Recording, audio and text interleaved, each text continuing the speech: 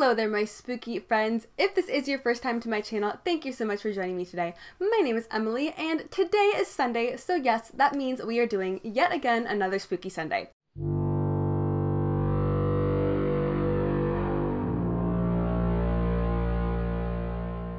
So it is that time of the week again, the time of the week where we all put on our conspiracy caps, get a blanket, get a nice hot drink, because we are going to be talking all about spooky stuff today. More specifically, I wanted to talk about real life events that inspired horror stories. Now, if this sounds kind of familiar, earlier today, I was watching Top 5's video on movies that inspired real life crimes and real life killers. And I thought that this would be the perfect video for Spooky Sunday. I figured I would make somewhat of a response video. I guess this isn't really a response. It's more so of an extension of what Top 5's did. So, of course, please do check out their video.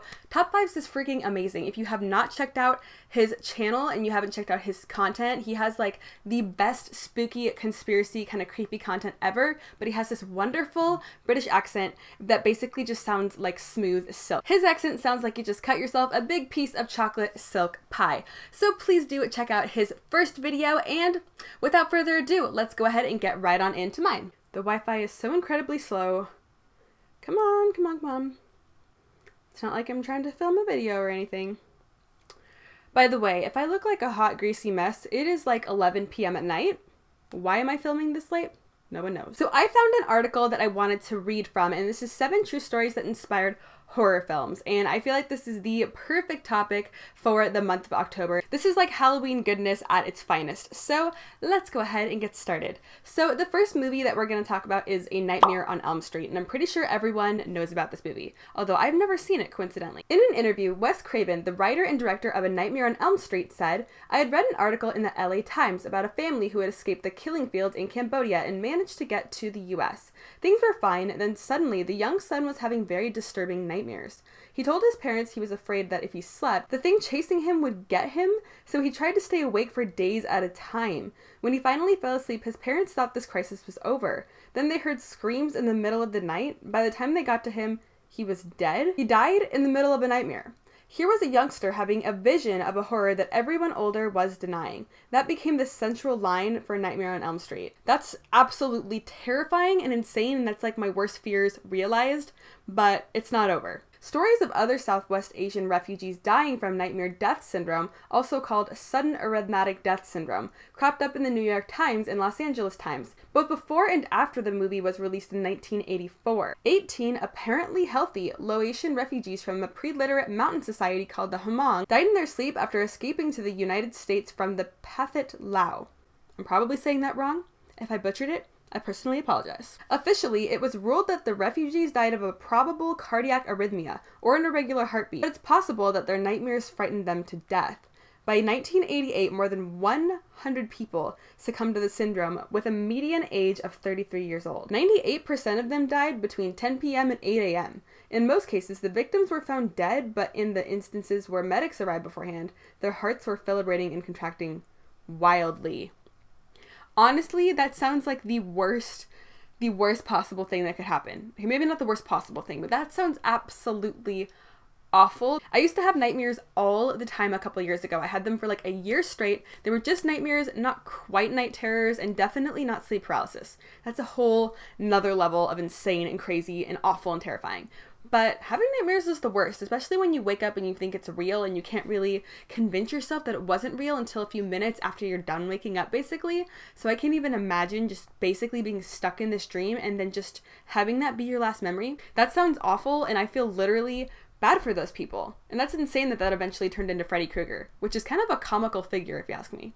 So the next one's a movie that I've never seen, but I'm kind of scared of it because I'm pretty sure that I've read this before and I know that it's real. This is The Hills Have Eyes, which is just a terrifying concept in general. Sonny Bean's notorious family provided the basis for The Hills Have Eyes. Over the course of 25 years, the Bean family allegedly murdered and devoured more than 1,000 people from their hidden sea cave dwelling along Scotland's southwest coast. As the story goes, Sonny's 14 children and 32 grandchildren, that's a lot of kids, born of incest, preyed on travelers? No thank you. After robbing, killing, and eating their victims, they hacked what was left of the bodies to pieces and pickled the remains in their caves. Of course they did. They just ruined pickles for me. Although I don't think anything can ruin pickles for me, but they're definitely going to keep me away from eating pickles for at least a week. However, the tale of Sonny's cannibal family clan originated in England, not Scotland, making the validity of the story rather dubious, especially since it arose during the Jacobite rebellions. During that time, the English press portrayed the Scots as villains, or in this case, bloodthirsty cannibals, and frequently used the name Sonny for their cartoon characters of Scotsmen. While the story of Sonny being in his family may or may not be real after all, the tale has been around for more than 230 years and has inspired numerous novels, plays, operas, and of course the American film, The Hills Have Eyes. So that one's kind of messed up in my opinion, because we don't really know if that was true or not. People could have just been making this up about this poor family that was just eating normal pickles and eating normal meat, but just because they were Scots, they were making them look bad. What's up with that? But there's a possibility that that is true and that actually happened, and I don't want any part of that. So the next movie on the list is called Open Water, and I have not seen this movie. I don't know anything about it. Loosely based on the story of Tom and Eileen Lonergan, a couple accidentally left behind in open water by their tour group on a scuba diving trip to the Great Barrier Reef. This film explores what remains terrifyingly unknown. What happened to them? Yikes. This is already off to a bad start. In the film, the crew miscounted the passengers on board, but in real life, the crew never took a head count. Well, I just dropped my phone in anger here. That is the problem. You always take a head count, especially if you're going out in the water. You don't know what's going to happen. You don't know if someone's going to jump off board or swim away to shore. You don't know what's going to happen. You always keep track of the crew. That is rule number one. Whether the real-life abandoned couple succumbed to the exposure, got caught in a storm, drowned, or was attacked by sharks, their bodies were never found. Uncannily, some of their scuba gear washed ashore completely intact with no signs of teeth marks, tearing, or blood, further shrouding their story in misery. Now see, that's another sad story. After reading the past three, all I've really done is kind of feel bad for everyone involved and think about how gross it would be to pickle someone's flesh. So the next is a movie that we all know.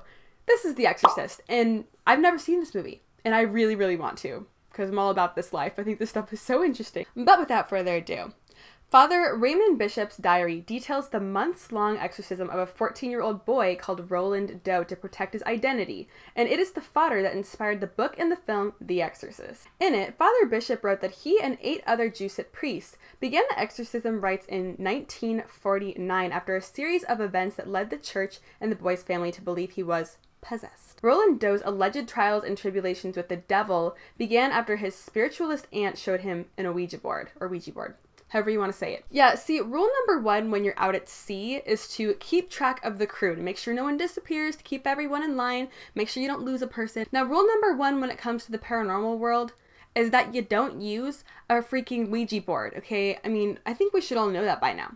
We don't touch Ouija boards. They are not toys. You know, even if you don't believe in it, you just don't want that around you. You know what I'm saying?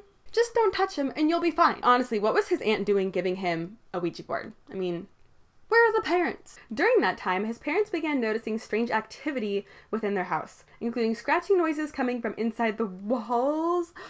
Oh, I can't even imagine. Furniture moving by unseen forces, and their son's bed shaking soon after his aunt died. Oh. Suspecting that there was something wrong with their son, Roland's parents took him to be evaluated at a hospital, but the doctors released him with a clean bill of health. A local priest said otherwise. Believing Roland was possessed, he received permission from the church to begin the rite of exorcism. In the diary, Father Bishop described frightening encounters such as these. Roland was awake. The shaking ceased when Father Boderm blessed the bed with holy water. The prayers of the exorcism were continued, and Roland was seized violently so that he began to struggle with his pillow and the bedclothing. The arms, legs, and head of Roland had to be held by 3 men. The word hello was printed on his chest and thigh. Upon the explanation of apostles becoming priests and receiving our Lord at the Last Supper, scratches appeared from Roland's hips to his ankles in heavy lines, seemingly as a protest to the Holy Communion. This is something that allegedly happens a lot with, like, demonic possession, spirits, all that not fun stuff. People will feel a burning on their back or a burning on their arm or leg or wherever it may be, and someone will lift up their shirt or lift up wherever the area is, and they will see 3 scratches that just appeared out of nowhere, just down the back or wherever it is. Allegedly, it's mocking the Holy Trinity. I'm getting creeped out talking about this because it's like really late at night and I'm alone and all the lights are off in this room other than my ring light. Maybe I should have waited to do this in the morning. The priest also wrote that the devil's face appeared on Roland's leg.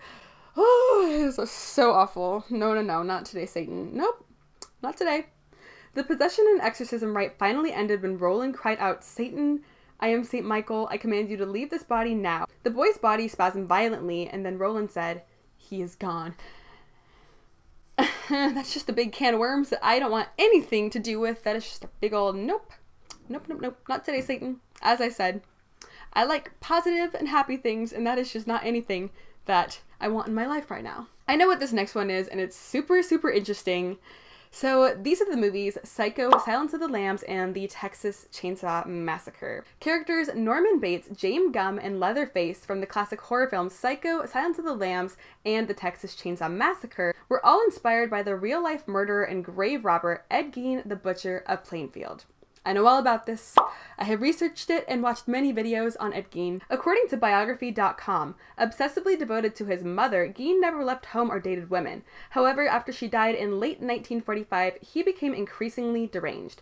Now living alone, he left her room neat and untouched while the rest of the home fell into squalor, and he developed an interest in anatomy books. While Gein only killed 2 women, Mary Hogan and Bernice Worden, his home was filled with the macabre collection of his body-snatching activities too. Among the most disturbing items authorities found were a wastebasket, chair seat covers, leggings, and a vest made from human skin, skulls made into soup bowls and adornments for his bedposts, masks and a lampshade from human faces. Ugh. Mary Hogan's face in a paper bag and her skull in a box, Bernice Worden's headless, gutted body hanging from a ceiling, her decapitated head in a burlap sack, and her heart in a plastic bag near the stove. 9 female body parts in a shoebox, a belt made from female human nipples, and a pair of lips on a window shade drawstring.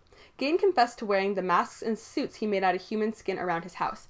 And if you are a fan of American Horror Story, this is what Bloody Face is as well. So this is like totally terrifying, but because it's become such like a pop culture icon, I suppose, people almost romanticize it and they're like fascinated by it. And unfortunately, I am one of those people that is just fascinated with this topic, but I think you guys understand what I'm saying here. Some people are just fascinated by certain serial killers, especially ones that did really, really strange things, but it's not because they like them, it's just because it's just so strange and weird.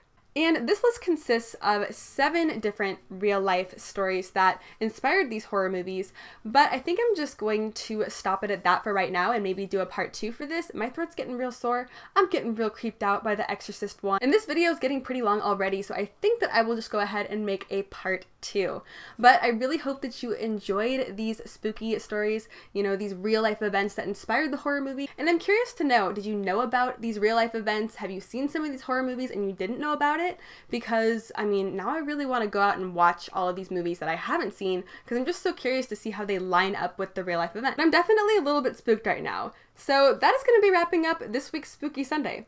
I do hope that you consider subscribing if you have not already. I am doing Spooky Sunday every single Sunday, and during the rest of the week, I got all sorts of makeup goodness happening here on this channel. So if you are not already subscribed and you would like to be, I would love to see you hit that button down below. I do also hope that you consider giving this video a big old thumbs up and turning on the notification bell if you would like to know when I am posting, because the way the YouTube algorithm works is that it will not let you know unless you hit that notification bell. Kind of a bummer, I know, but it's just the way of the world. But I hope that you are having an absolutely amazing, beautiful, and slightly spooky day wherever you are, and thank you so much for watching. I hope to see you next time. Bye!